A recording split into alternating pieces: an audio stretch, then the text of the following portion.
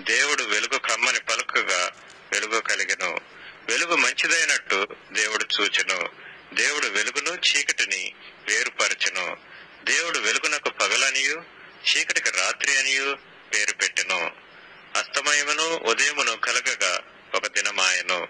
మరియు దేవుడు జలముల మధ్యన ఒక విశాలము కలిగి ఆ జలములను ఈ జలములను వేరుపరచును గాకని పలికెను.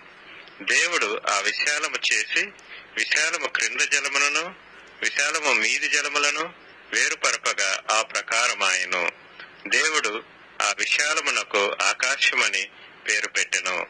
అస్తమయమును ఉదయమును కలగగా రెండవ దినమాయెను. దేవుడు ఆకాశము క్రిందనున్న జలములో ఒకచోటనే కూర్చబడి ఆరిన నేల కనబడునుగాకని పలకగా ఆ ప్రకారమాయెను.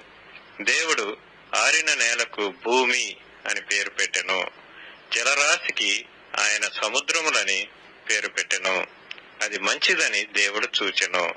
దేవుడు గడ్డిని విత్తనములిచ్చు చెట్లను భూమి మీద తమ తమ జాతి ప్రకారము తమలో విత్తనములు గల ఫల వృక్షములను భూమి మొలిపించు కాకని పలుకగా ఆ ప్రకారమాయెను.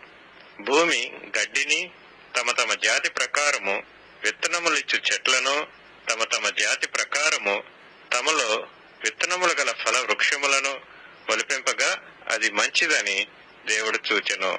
అస్తమయమును ఉదయమును కలగగా మూడవ దినమాయెను.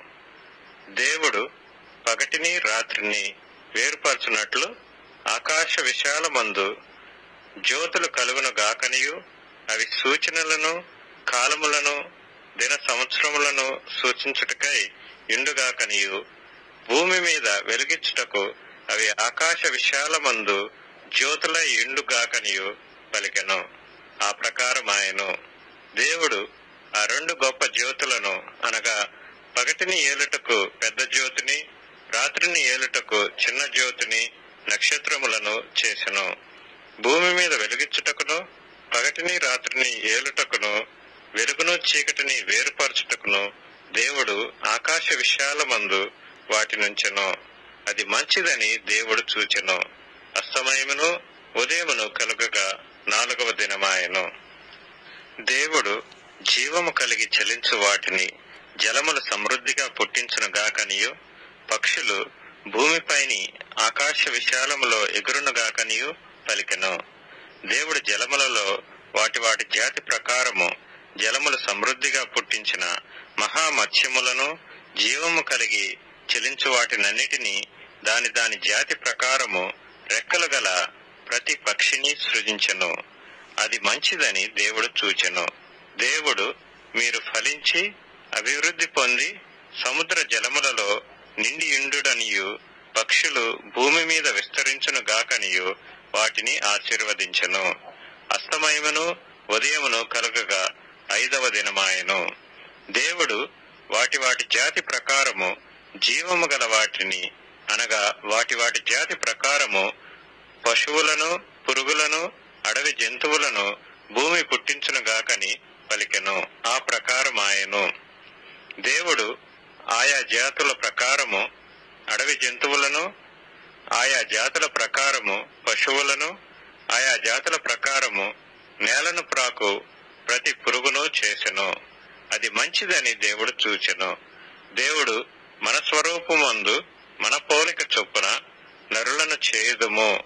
వారు సముద్రపు చేపలను ఆకాశ పక్షులను పశువులను సమస్త భూమిని భూమి మీద ప్రాకు ప్రతి జంతువును ఏలుదురు గాకనియు పలికెను.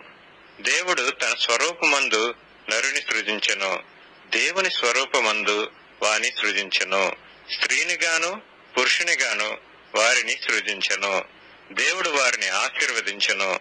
ఎట్లనగా మీరు ఫలించి అభివృద్ధి పొంది విస్తరించి భూమిని నిండించి దానిని లోపర్చుకొనుడి. సముద్రపు చేపలను ఆకాశ పక్షులను భూమి మీద ప్రాకు ప్రతి జీవిని ఏలుడని దేవుడు వారితో చెప్పెను. దేవుడు ఇదిగో భూమి మీద ఉన్న విత్తనములిచ్చు ప్రతి చెట్టును విత్తనములిచ్చు వృక్ష ఫలములు గల ప్రతి వృక్షమును మీకిచ్చి ఉన్నాను. అవి మీకు ఆహారమగును. భూమి మీద నుండు జంతువులన్నిటికీ, ఆకాశ పక్షులన్నిటికీ, భూమి మీద ప్రాకు సమస్త జీవులకును పచ్చని చెట్లన్నీయు ఆహారమగునని పలికెను. ఆ ప్రకారం ఆయను దేవుడు తాను చేసినది యావత్తును చూచినప్పుడు అది చాలా మంచిదిగా నుండెను. అస్తమయమును ఉదయమును కలగగా 6వ దినమాయెను.